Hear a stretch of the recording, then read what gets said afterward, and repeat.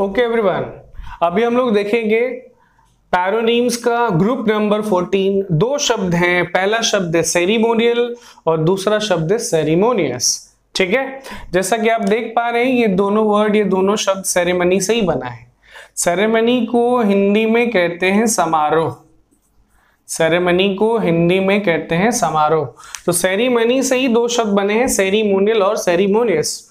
तो सेरिमोनियल का मतलब होता है everyone connected with a ceremony, anything that is connected with a ceremony. कोई भी चीज, कोई भी वस्तु जो सेरेमनी से, किसी समारोह से, किसी उत्सव से संबंधित होता है, उसको हम लोग इंग्लिश में एक वर्ड में सेरिमोनियल बोलते हैं, हिंदी में समारोहात्मक। ठीक है, या उत्सवी, समारोहात्मक बोल सकते हैं या उत्सवी बोल सकते हैं। सेकेंड वर्ड है सेरिमोनियस, है ना, मिलते जुलते शब्द है एवरीवन, क्योंकि सेरेमनी से बना है, तो कंफ्यूज नहीं होना है ना, अच्छे से मीनिंग समझना है और याद रखना है। सेरिमोनियस का मतलब होता है सिंपल वर्ड्स में एक्सेसिवली पोलाइट और फॉर्मल। एक्सेसिवली मतलब अत्यधिक, बहुत ज्यादा नम्र विनम्र या बहुत ज्यादा फॉर्मल होना, औपचारिक होना। अब इसको हिंदी में एक शब्द में कह सकते हैं अनुष्ठानिक। ठीक है, दो शब्द थे, दोनों का मीनिंग आपने सुना है और उम्मीद है आप समझ भी रहे होंगे अच्छे से। आइए, है ना, टेस्ट कर लेते हैं, जांच कर लेते हैं कि आपने शब्दों के मीनिंग को अच्छे से सुना समझा है कि नहीं। एग्जाम्पल सेंटेंस के माध्यम से ध्यान दीजिएगा। Friends manners should not be dash. ठीक है, आप सबको बताना है इस ब्लैंक में हम इन दोनों में से कौन से वर्ड को चूज करके वहां भरे। तो एक दोस्त का व्यवहार, एक दोस्त का आचरण नहीं होना चाहिए डैश। एक दोस्त का आचरण या व्यवहार कैसा नहीं होना चाहिए? समारोहात्मक नहीं होना चाहिए, अनुष्ठानिक नहीं होगा। आपको बताना है सूटेबल वर्ड, सूटेबल एडजेक्टिव कौन होगा जो मैनर्स को क्वालिफाई करेगा। तो बिल्कुल ठीक बोल रहे हैं, है ना, यहां पे होना चाहिए ऑप्शन बी। ठीक है, एक दोस्त का व्यवहार अत्यधिक औपचारिक, अत्यधिक नम्र विनम्र नहीं होना चाहिए। समझ में आ रही है बात? चलिए एक और एग्जाम्पल सेंटेंस है, his dash dress is very costly. उसका डैश ड्रेस यानी पोशाक, कपड़े, है ना, परिधान बहुत कॉस्टली है, बहुत महंगा है। तो कैसा पोशाक? समारोहात्मक पोशाक या अनुष्ठानिक पोशाक? क्या होना चाहिए, ए या बी? ठीक कह रहे हैं आप, ऑप्शन ए। उसका जो सेरेमोनियल ड्रेस है बहुत कॉस्टली है, मतलब वो ड्रेस जिसको वो सेरेमनी में पहनेगा वो बहुत कॉस्टली है। चलिए आगे बढ़ते हैं ग्रुप नंबर 15 के तरफ। दो शब्द हैं, पहला है कंटेम्प्टिबल और दूसरा है कंटेम्पचुअस। कंटेम्प्टिबल और कंटेम्पचुअस, ठीक है, ये दोनों बना है कंटेम्प्ट वर्ड से। CONTEMPT, कंटेम्प्ट एक वर्ड है, ठीक है, नाउन है वो, उसी से बन गया कंटेम्प्टिबल और फिर उसी से बना कंटेम्पचुअस। तो कंटेम्प्ट को हिंदी में एक शब्द में कहते हैं एवरीवन तिरस्कार, है ना। कंटेम्प्ट को हिंदी में एक शब्द में कहते हैं तिरस्कार। तिरस्कार तो समझते होंगे सब लोग, तिरस्कार एक फीलिंग होता है ना। कैसी फीलिंग? किसी दूसरे व्यक्ति को या किसी दूसरे चीज को इंफीरियर मानने की, समझने की फीलिंग, तिरस्कार। ठीक है ब्रो, घृणा भी आप उसको कह सकते हैं। सो कंटेम्प्ट से ही बना है कंटेम्प्टिबल और फिर कंटेम्प्ट से ही बना है कंटेम्पचुअस। अब यहां आप देखो, कंटेम्प्ट में ना सफिक्स के रूप में ईबल जोड़ा गया है। ईबल का मतलब हो गया एबल। ठीक है, समझ पा रहे हैं? तो कंटेम्प्टिबल एवरीवन किसी ऐसे व्यक्ति या किसी ऐसे चीज को, एक्ट को, एक्टिविटी को कहते हैं जो कंटेम्प्ट करने लायक है, जो तिरस्कार करने लायक है ना। मतलब वो ऐसी चीज है जो कोई रिस्पेक्ट डिजर्व भी नहीं करती, जो कोई आदर मान, है ना, सत्कार डिजर्व नहीं करती। So not deserving any respect at all. अब एक शब्द में कंटेम्प्टिबल को बोलेंगे तिरस्करणीय, जो तिरस्कार के लायक है। ठीक है, चलिए नेक्स्ट वर्ड है कंटेम्पचुअस। ये भी कंटेम्प्ट से बना है और यहां पे आप देख सकते हैं कि सफिक्स के रूप में OUS आके जुड़ गया है, कंटेम्पचुअस। तो कंटेम्पचुअस एवरीवन वो पर्सन होता है या कोई बात होती है जो कंटेम्प्ट को एक्सप्रेस करता है। है ना, जिसमें कंटेम्प्ट छिपा होता है, जिससे कंटेम्प्ट यानी तिरस्कार जाहिर होता है, व्यक्त होता है। तो कंटेम्पचुअस को हिंदी में एक शब्द कह सकते हैं तिरस्कार पूर्ण, यानी तिरस्कार से भरा हुआ। ठीक है, एग्जाम्पल है, चेक कर लेते हैं आप में से कितने लोग इन दोनों के मीनिंग को सही से समझ पाए हैं। चलिए, पहला सेंटेंस, लैगोस, एक व्यक्ति का नाम है, लैगोस कंडक्ट वॉज हाईली डैश। लैगोस का जो व्यवहार था वो अत्यधिक डैश था। अब देखिए, कंडक्ट को क्वालिफाई करने के लिए आपको एडजेक्टिव चुनना है, कौन, कंटेम्प्टिबल या कंटेम्पचुअस। ठीक कहा आपने, ऑप्शन ए। तो लैगो नाम का जो वो व्यक्ति है उसका व्यवहार अत्यधिक तिरस्करणीय था, है ना, तिरस्कार करने लायक था। उसका व्यवहार ऐसा था जिसमें कोई रिस्पेक्ट डिजर्व नहीं करता था। चलिए, one more example is there everyone, he dismissed the servant with a dash look, है ना, उसने सर्वेंट को, नौकर को डिसमिस कर दिया, नौकरी से निकाल दिया डैश लुक के साथ, है ना, डैश लुक के साथ। अब कैसा लुक, तिरस्करणीय या तिरस्कारपूर्ण? ठीक कह रहे हैं आप, ऑप्शन बी होगा, है ना, कंटेम्पचुअस लुक के साथ उसने सर्वेंट को नौकरी से निकाल दिया।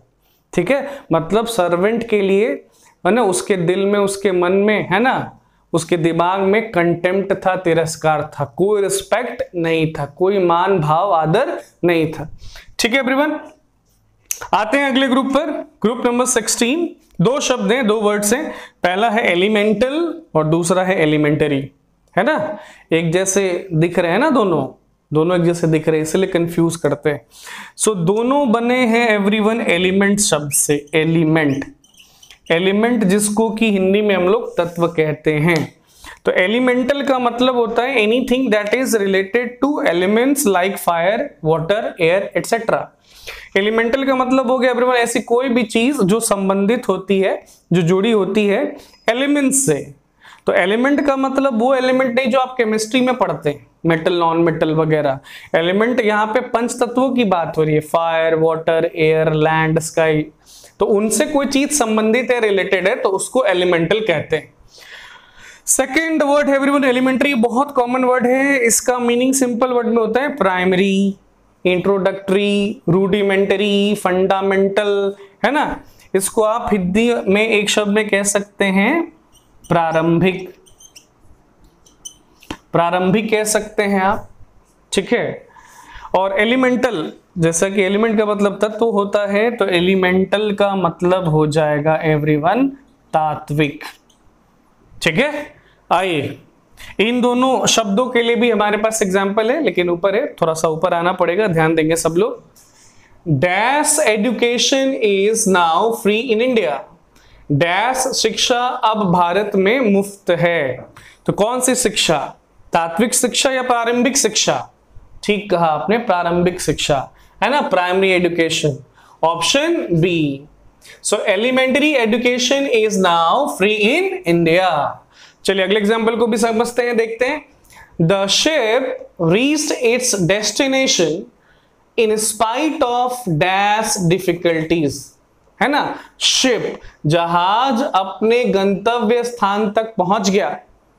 ठीक है, इन spite of dash difficulties, dash मुसीबतों के बावजूद। अब मुसीबतों को क्वालिफाई करने के लिए सुटेबल एडजेक्टिव चाहिए आपको, क्या होगा, एलिमेंटल डिफिकल्टीज या एलिमेंट्री डिफिकल्टीज, क्या कहते हैं आप? ठीक कह रहे हैं, ऑप्शन ए, यस, एलिमेंटल।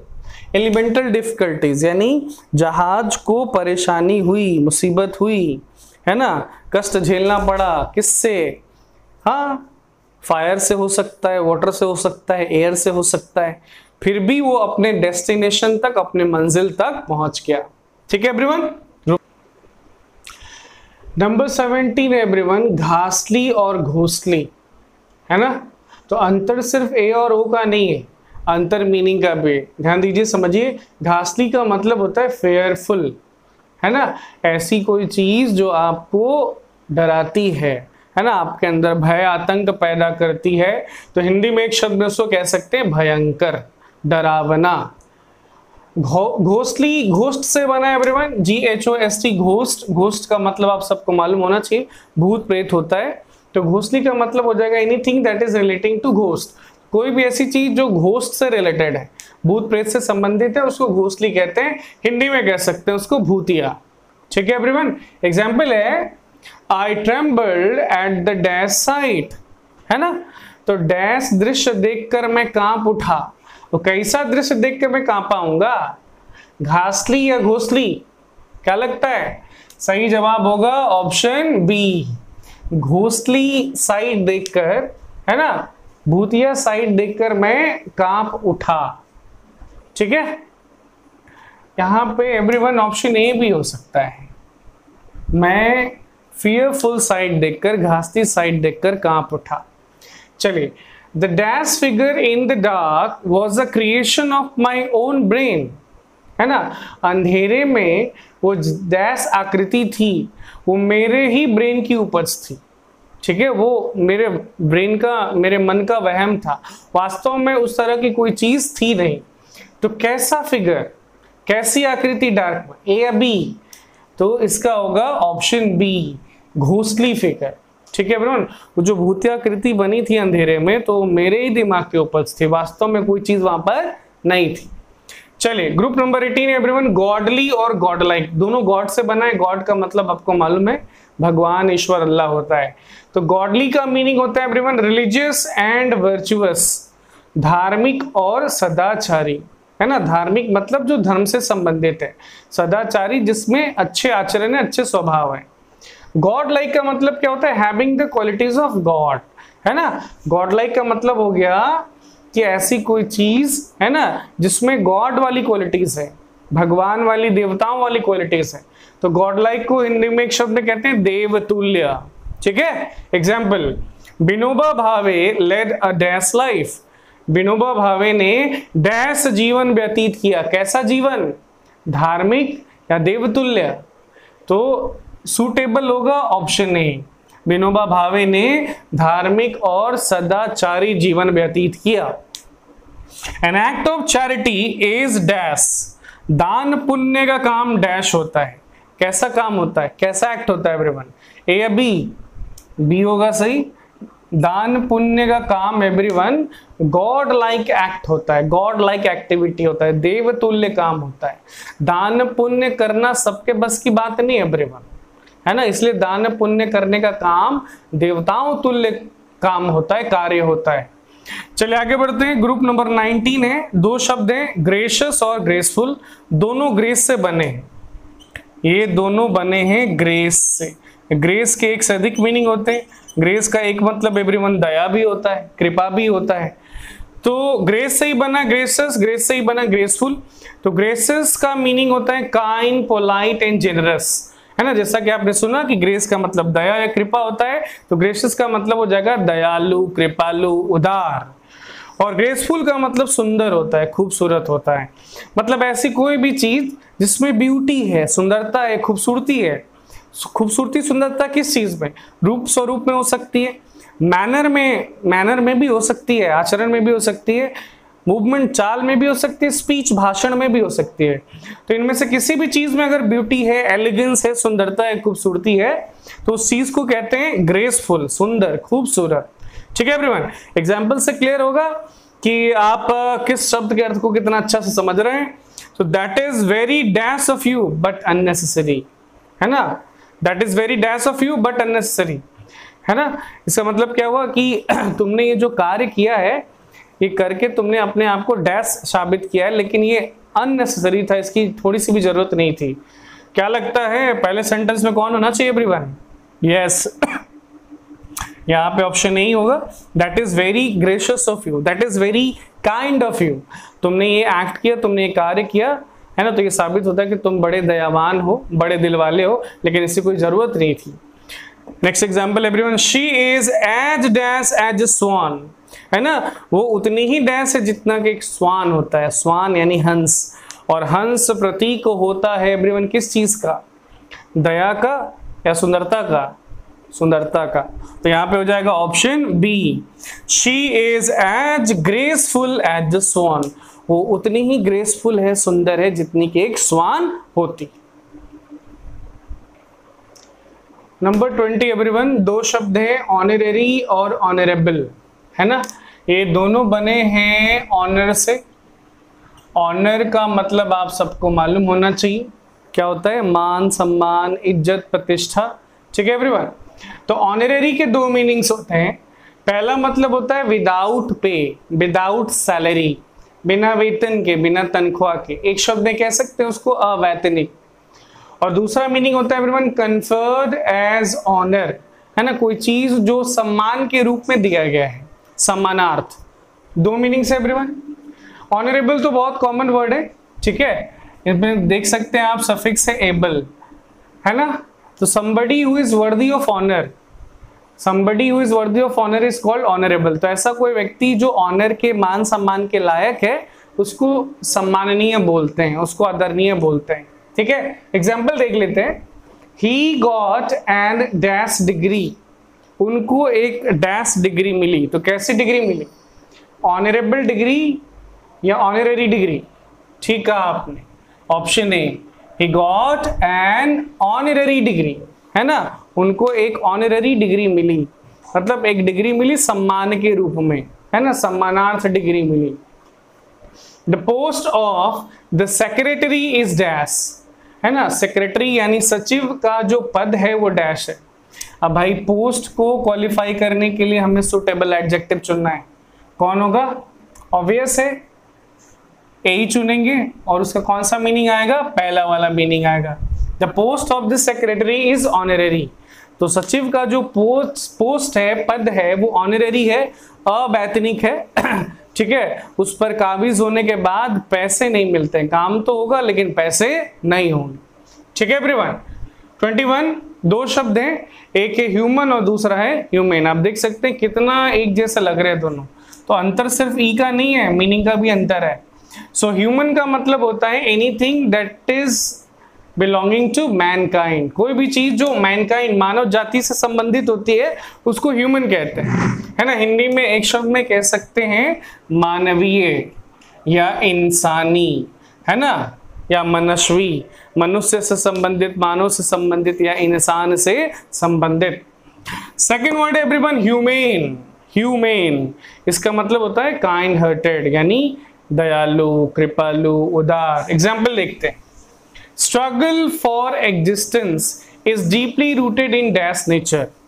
क्या मतलब हुआ भाई सेंटेंस का, कि एग्जिस्टेंस का जो स्ट्रगल है, ठीक है एवरीवन, मतलब बने रहने का, जिंदा रहने का जो स्ट्रगल है, संघर्ष है, वो डीपली रूटेड है डैश के नेचर में, डैश के स्वभाव में। किसके नेचर में, ऑब्वियस है एवरीवन, ऑप्शन ए होगा, ह्यूमन नेचर में, है ना, मानव प्रकृति में, मानव के स्वभाव में, है ना, कि अगर उसको एग्जिस्ट करना है, अगर उसको सरवाइव करना है, अगर उसको जीना है, बने रहना है, तो वो स्ट्रगल करता है, वो संघर्ष करता है ना, विपत्तियों से, आपदाओं से वो लड़ता है, जूझता है, उसका सामना करता है। Next example, we must adopt a dash attitude towards animals. अगला सेंटेंस पूछ रहा है कि जानवरों के प्रति हमें कैसा एटीट्यूड अडॉप्ट करना चाहिए, कैसा एटीट्यूड अपनाना चाहिए। तो ह्यूमन या ह्यूमेन, सही जवाब होगा ऑप्शन बी, है ना, हमें ह्यूमेन रहना चाहिए जानवरों के प्रति, है ना, उनके प्रति हमें काइंड रहना चाहिए, है ना, उन वो भी काइंडनेस को डिजर्व करते हैं। चलिए ग्रुप नंबर 22 एवरीवन, तीन शब्द हैं मिलते जुलते, ह्यूमिलिटी, ह्यूमिलिएशन और ह्यूमैनिटी। तो ह्यूमिलिटी का मतलब होता है एवरीवन पोलाइटनेस। पोलाइटनेस का मतलब क्या हो गया हिंदी में, नम्रता, विनम्रता, कोमलता, ठीक है एवरीवन। और ह्यूमिलिएशन का मतलब होता है loss of prestige, loss of honour, है ना। तो इसको आप कह सकते हैं हिंदी में एक शब्द में बेइज्जती, अपमान, ठीक है, इज्जत का फलूदा। और ये बहुत कॉमन वर्ड है ह्यूमैनिटी, इसका मतलब होता है मानवता, इंसानियत। तो ह्यूमैनिटी क्या होती है एवरीवन, ह्यूमैनिटी क्वालिटी होती है ह्यूमन होने की, है ना, मानव या मनुष्य होने की क्वालिटी को, गुण को, स्टेट को ह्यूमैनिटी कहते हैं। तो ये तीन शब्द हैं, इन पर बेस्ड एग्जांपल देखते हैं। यहाँ पे एवरीवन आइए, he suffered great dash as a result of his failure, ठीक है। तो असफल होने के परिणाम स्वरूप वो बहुत बड़े डैश से पीड़ित हुआ। तो किस चीज से पीड़ित हुआ सफल होने के बाद? इन तीनों में से ह्यूमिलिटी, ह्यूमिलेशन और ह्यूमैनिटी। क्या लगता है आप? Yes, option B. वो पीड़ित हुआ, वो ग्रसित हुआ, उसको झेलना पड़ा क्या?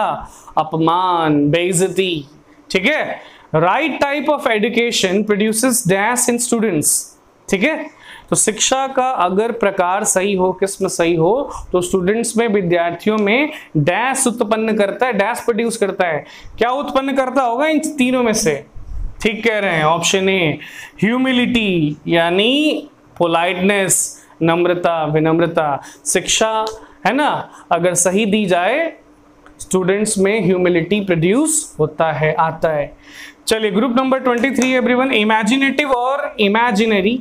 ये दोनों शब्द बने इमेजिन से। इमेजिन, इमेजिन का मतलब आपको मालूम है ना, कल्पना करना। ठीक है। सो इमेजिन से ही बना इमेजिनरी, और फिर इमेजिन से ही बना इमेजिनेटिव। तो इमेजिनरी का मतलब होता है अनरियल, फैंसीफुल, नॉट रियल, है ना, यानी काल्पनिक, काल्पनिक जो वास्तविक नहीं होता है। और इमेजिनेटिव का मतलब हो गया हैविंग और शोइंग इमेजिनेशन। तो इमेजिनेटिव एवरीवन कोई भी चीज है, कोई पर्सन है जो इमेजिनेशन को शो करता है, या इमेजिनेशन उसमें होता है, इसमें कल्पना करने की शक्ति है ना, या स्किल, कौशल होता है, उसको इमेजिनेटिव बोलते हैं। एग्जाम्पल देखेंगे, no poet can be great without dash, है ना। तो कोई कभी महान नहीं हो सकता है, बड़ा नहीं हो सकता है बिना डैश के। तो बिना किस चीज के? बिना इमेजिनेटिव पावर के या बिना इमेजिनरी पावर के? यहाँ पे ब्लैंक के बाद होना चाहिए पावर या स्किल। तो कैसे पावर के बिना कोई भी पोएट ग्रेट नहीं होगा? इमेजिनेटिव पावर या इमेजिनरी पावर? ठीक कह रहे हैं, इमेजिनेटिव पावर। इमेजिनेटिव पावर होना ही चाहिए किसी पर्सन में, अगर उसको एज अ पोएट ग्रेट बनना है। ठीक है। चलिए एक एग्जांपल इमेजिनरी के लिए भी हो जाए, देखिए इमेजिनरी के लिए भी एक एग्जांपल हो जाए everyone. The equator is an imaginary line. ठीक है, इक्वेटर एक इमेजिनरी लाइन। इक्वेटर एवरीवन जिसको हम लोग हिंदी में कहते हैं भूमध्य रेखा या विषुवत रेखा, तो वो एक काल्पनिक रेखा है ना। ज्योग्राफी पढ़ते होंगे आप लोग, ग्लोब के बारे में पढ़ते होंगे, है ना। तो वो लाइन, वो रेखा जो धरती को, हमारी पृथ्वी को दो बराबर हिस्सों में बांट देती है, नॉर्दर्न हेमिस्फीयर और साउदर्न हेमिस्फीयर, उसको इक्वेटर कहते हैं। और वो एक इमेजिनरी लाइन है, काल्पनिक रेखा है। वो तो बस हमने अपनी सहूलियत के लिए बना रखी है, उस तरह की कोई रेखा वास्तविक में नहीं होती। ठीक है एवरीवन। नंबर 24 एवरीवन, जुडिशियल और जुडिशियस। ठीक है, जुडिशियल के दो मीनिंग होते हैं। पहला मीनिंग होता है इम्पार्शियल। पहला मतलब होता है इम्पार्शियल। पार्शियल का उल्टा होता है इम्पार्शियल।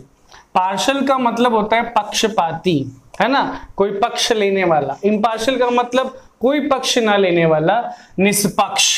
ठीक है एवरीवन। और जुडिशियल का दूसरा मीनिंग होता है related to a court of law. Related to a court of law मतलब कोई भी चीज जो रिलेटेड है जज से या कोर्ट ऑफ लॉ से, न्यायालय से, है ना, न्यायमूर्ति से, उसको एक शब्द में हिंदी में बोलेंगे न्यायिक। तो दो मीनिंग हो गया, निष्पक्ष और न्यायिक। किसका? जुडिशियल का। चलिए जुडिशियस का मीनिंग देखते हैं, समझते हैं। जुडिशियस का मतलब होता है एवरीवन वाइज। वाइज यानी बुद्धिमान, है ना, वाइज एंड क्लेवर, बुद्धिमान और चालाक। सेंसिबल भी कह सकते हैं, समझदार भी कह सकते हैं। एग्जाम्पल देखिए everyone, a dash inquiry has been recommended. ठीक है, तो एक डैश जांच की सिफारिश की गई है। तो कैसी जांच? जांच के लिए सुटेबल एडजेक्टिव इन दोनों में से कौन होगा? जुडिशियल या जुडिशियस? ठीक है, ऑप्शन ए बिल्कुल सही बता रहे हैं आप। और ऑप्शन ए का कौन सा मीनिंग, पहला या दूसरा? यस, पहला। ठीक है, तो एक निष्पक्ष जांच की सिफारिश की गई है।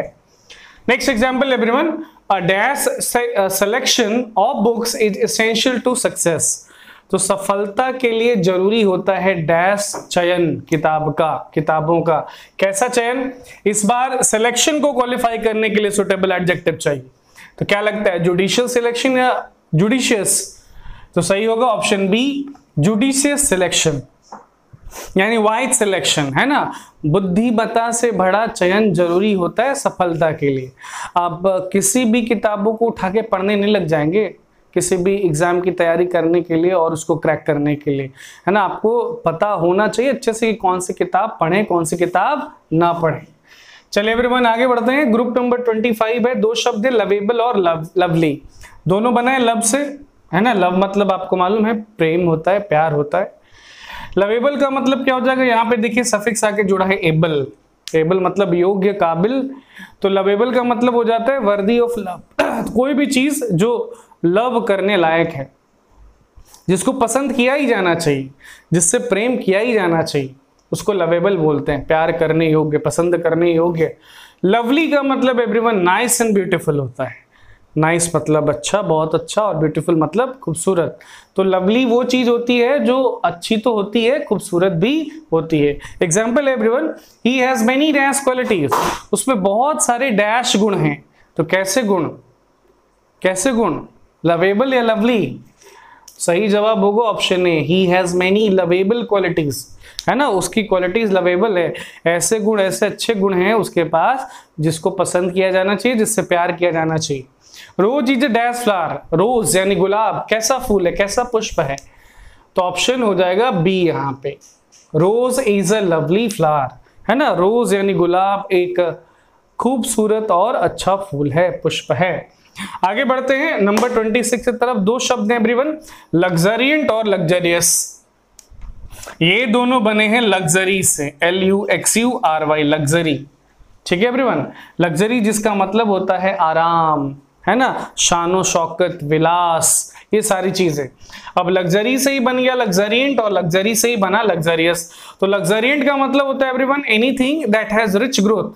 कोई भी ऐसी चीज जिसकी वृद्धि, है ना, जिसका विकास, जिसका डेवलपमेंट रिच होता है, सघन होता है। ठीक है। हिंदी में एक शब्द है, आप उसको कह सकते हैं प्रचुर। लग्जरियस का मतलब everyone anything that has much of comfort and luxury. तो ऐसी कोई भी चीज एवरीवन जो कंफर्ट और लग्जरी से भरा होता है ना, जो आराम, शानो शौकत, है ना, विलासिता से भरा होता है, उसको लग्जरियस कहते हैं। हिंदी में एक शब्द है विलासमय, या विलासी भी कह सकते हैं, आरामदायक भी कह सकते हैं, लग्जरियस। ओके एवरीवन, एग्जांपल्स देख लेते हैं। Castor oil helps dash growth of hair. और कैस्टर ऑयल बालों के डैश वृद्धि में मदद करता है। कैसी वृद्धि? सघन वृद्धि।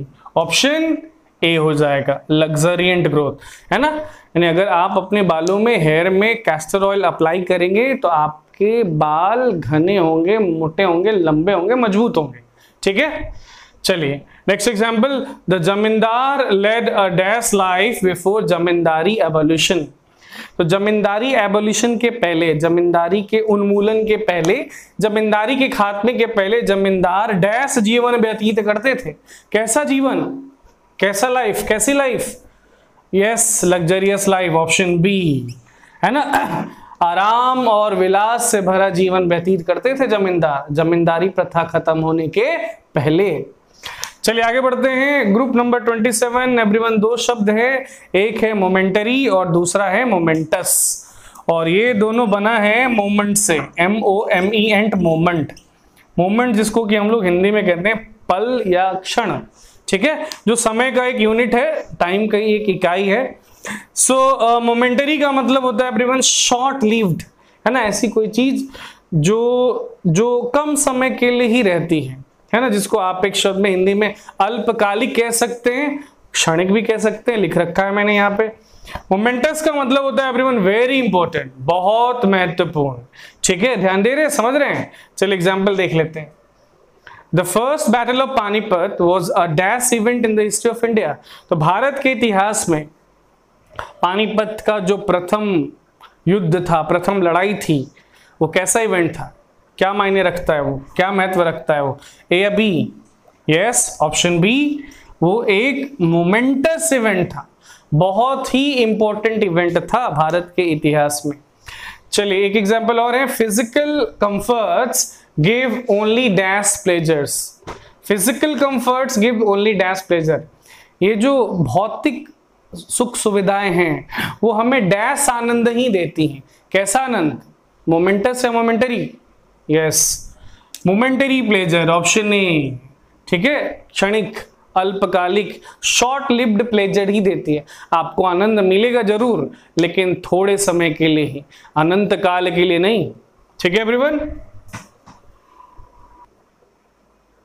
नंबर 28 है एवरीवन, मेमोरेबल और मेमोरियल। दो शब्द हैं, ये दोनों बने हैं मेमोरी से, MEMORY, मेमोरी, जिसको हिंदी में कहते हैं स्मृति, याददाश्त, जहन।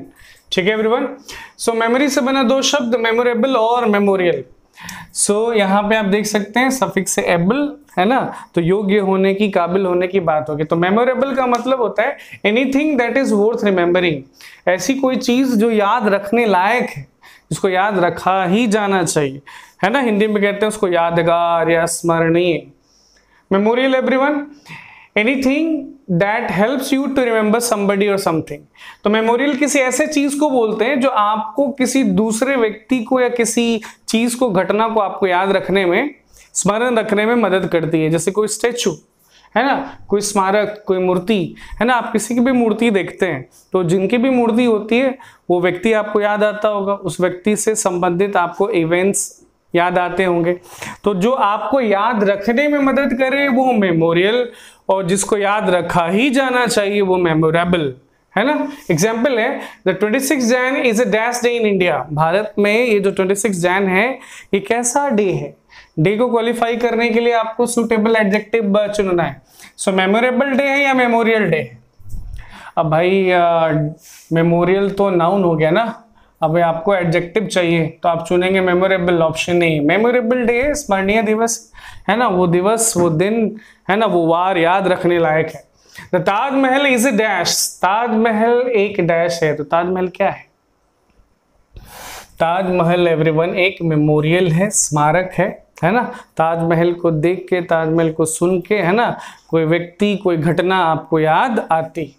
ठीक है, चलिए आगे बढ़ते हैं। नंबर 29 दो शब्द हैं, एक है नेग्लिजेंट और दूसरा है नेग्लिजिबल। नेग्लिजेंट और नेग्लिजिबल, ठीक है, सुन रहे हैं? तो नेग्लिजेंट का मतलब होता है एवरीवन केयरलेस, है ना। अब देखिए आप कह सकते हैं कि ये जो दोनों शब्द हैं ये नेग्लेक्ट से बने, नेग्लेक्ट, NEGLECT, नेग्लेक्ट, है ना। तो वो व्यक्ति जो महत्वपूर्ण चीजों को नेग्लेक्ट करता है, जो जरूरी चीजों पर ध्यान नहीं देता है, वो नेग्लिजेंट होता है, केयरलेस होता है, लापरवाह होता है। ठीक है, और ऐसी कोई चीज एवरीवन जो इतनी अनइम्पोर्टेंट है या स्मॉल है जिसको नेग्लेक्ट किया जा सकता है, जिसकी उपेक्षा की जा सकती है, एक शब्द में हिंदी में उसको नगण्य या फिर उपेक्षणीय भी कहते हैं, है ना। तो नेग्लिजेंट वो जो इंपॉर्टेंट चीजों को नेग्लेक्ट करता है, नेग्लिजिबल ऐसी कोई चीज जिसको आप नेग्लेक्ट कर सकते हैं। एग्जाम्पल है a great man is dash about his dress. तो एक जो महान आदमी होता है, महान व्यक्ति होता है, वो अपनी ड्रेस को, अपनी पोशाक को लेकर डैश रहता है। क्या रहता है? ऑप्शन ए, मतलब वो अपनी पोशाक पर, अपने पहनावे पे उतना ज्यादा ध्यान नहीं रखता है, नहीं देता है। The difference between the head examiner, next example everyone, the difference between the head examiner and the को एग्जामिनर इज डैश। मुख्य परीक्षक और सह परीक्षक के बीच जो डिफरेंस है, जो भेद है, जो अंतर है, जो फर्क है, वो डैश क्या है? क्या है? नेग्लिजेंट है या नेग्लिजिबल है? ऑप्शन बी होगा, नेग्लिजिबल है, नगण्य है ना। यानी बहुत कम है दोनों के बीच का डिफरेंस, यानी दोनों एक ही तरीके से मार्किंग करते हैं, दोनों एक ही तरीके से मार्क्स देते हैं।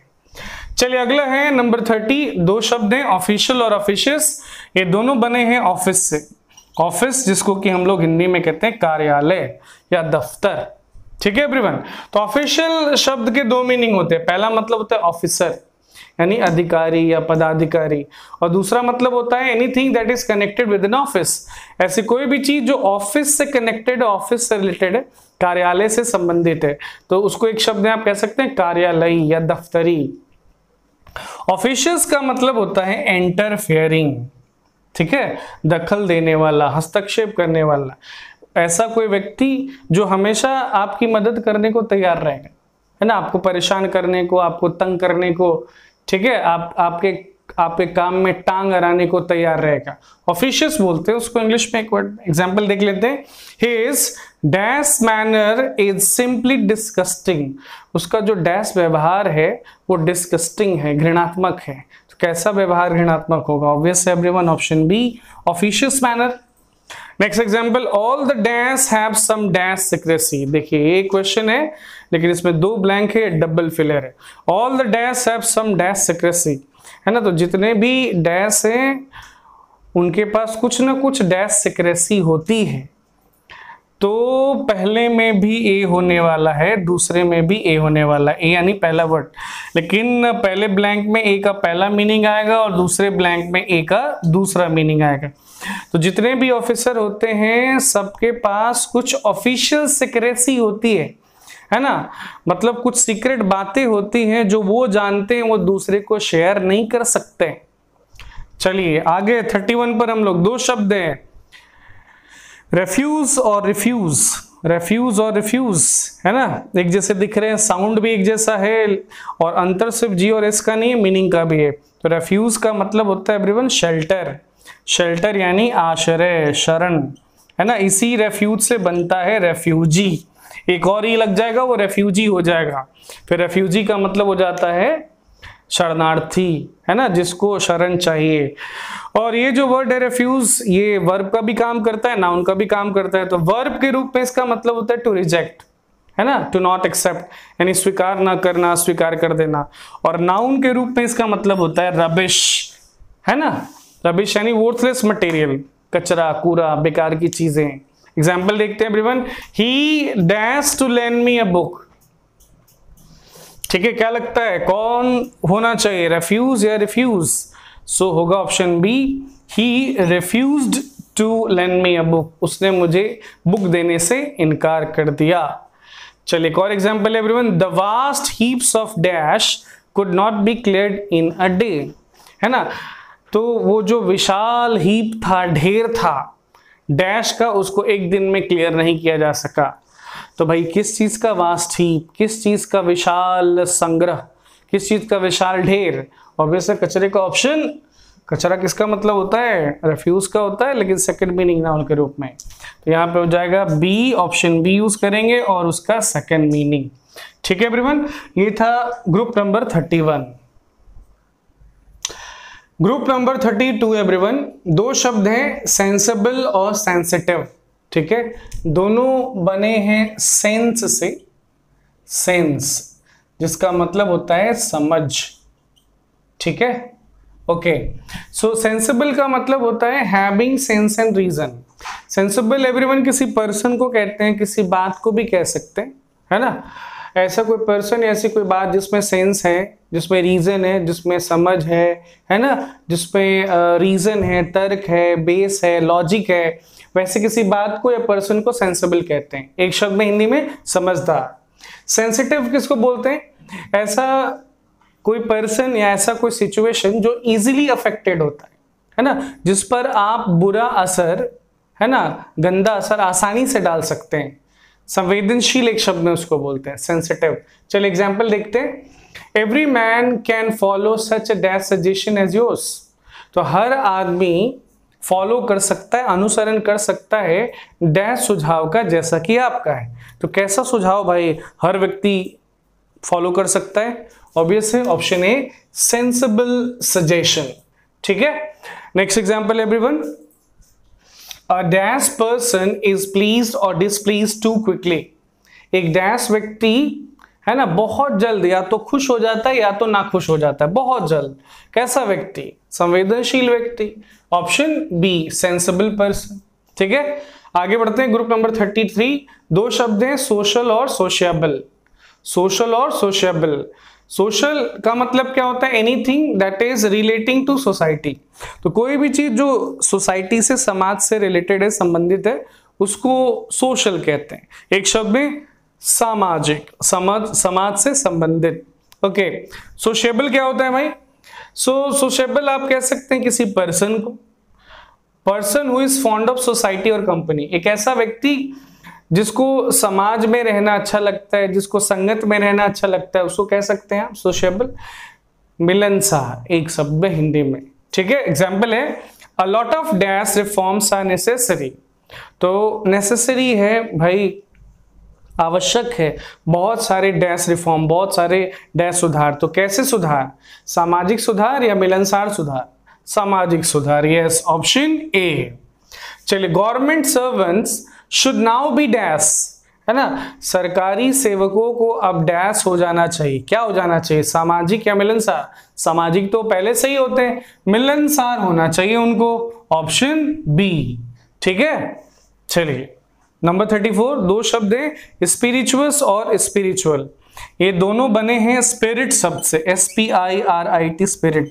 स्पिरिट शब्द के एक से अधिक अर्थ होते हैं, है ना। स्पिरिट का एक मतलब होता है भूत प्रेत आत्मा, स्पिरिट का एक मतलब अल्कोहल भी होता है, स्पिरिट का एक मतलब जज्बा भी होता है। चलिए देखिए, स्पिरिचुअस में कौन से स्पिरिट है? स्पिरिचुअस मतलब परटेनिंग टू अल्कोहल, स्पिरिचुअस में स्पिरिट अल्कोहल वाला है। तो स्पिरिचुअस यानी कोई भी चीज जो अल्कोहल से, शराब से संबंधित होता है, उसको स्पिरिचुअस कहते हैं।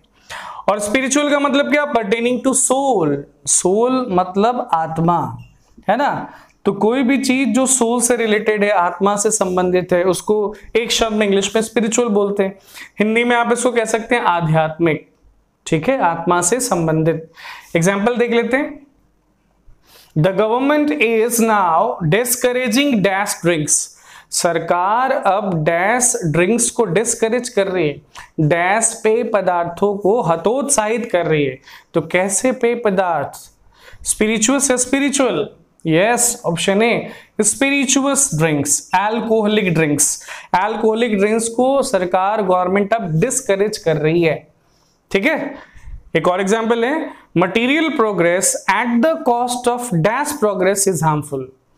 क्या मतलब हुआ भाई इस वाक्य का, कि भाई अगर आप डैश प्रोग्रेस के कॉस्ट पर, मतलब डैश प्रोग्रेस को, डैश तरक्की को नजरअंदाज करते हुए मटेरियल प्रोग्रेस करेंगे, है ना, भौतिक विकास करेंगे, तो वो हानिकारक हो जाएगा।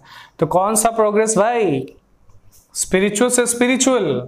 यस, स्पिरिचुअल, है ना, ऑप्शन बी, है ना। आप भौतिक विकास, ठीक है, स्पिरिचुअल प्रोग्रेस के कॉस्ट पे नहीं कर सकते हैं। स्पिरिचुअल प्रोग्रेस को नजरअंदाज करके आप सांसारिक विकास नहीं कर सकते। चलिए एवरीवन, आगे आते हैं। ग्रुप नंबर 35, दो शब्द है, पहला है टेम्पोरल, दूसरा है टेम्परेरी। Temporal, temporary. टेम्परेरी तो बहुत कॉमन वर्ड, इसका मीनिंग जानते हैं आप, शॉर्ट लिव्ड, नॉट परमानेंट, अस्थायी इसको बोलते हैं हिंदी में एक शब्द में। टेम्परेरी यानी अस्थायी, जो लंबे समय का नहीं है, जो अल्पकालिक है, जो थोड़ी देर का ही है, जो क्षणिक है। और टेम्पोरल का मतलब होता है एवरीवन, सिंपल वर्ड में, मटीरियल, है ना। मटीरियल यानी सांसारिक, भौतिक। ठीक है, चलिए एग्जाम्पल है, the lust for dash power is the root of all conflicts. तो सारे वाद विवाद, लड़ाई झगड़े का जड़ है, कारण है कौन, lust for dash power. Dash power, dash ताकत के लिए लस्ट, लालच। तो कौन सा पावर भाई, टेम्पोरल पावर या टेम्परेरी पावर? यस, ऑप्शन है टेम्पोरल पावर। तो मटेरियल पावर का लस्ट है सबको, इंसान को है, मानव जाति को है, और यही रूट कॉज है ना, यही जड़ है, यही मुख्य कारण है सारे वाद विवाद, लड़ाई झगड़े का। ठीक है एवरीवन, ग्रुप नंबर 35।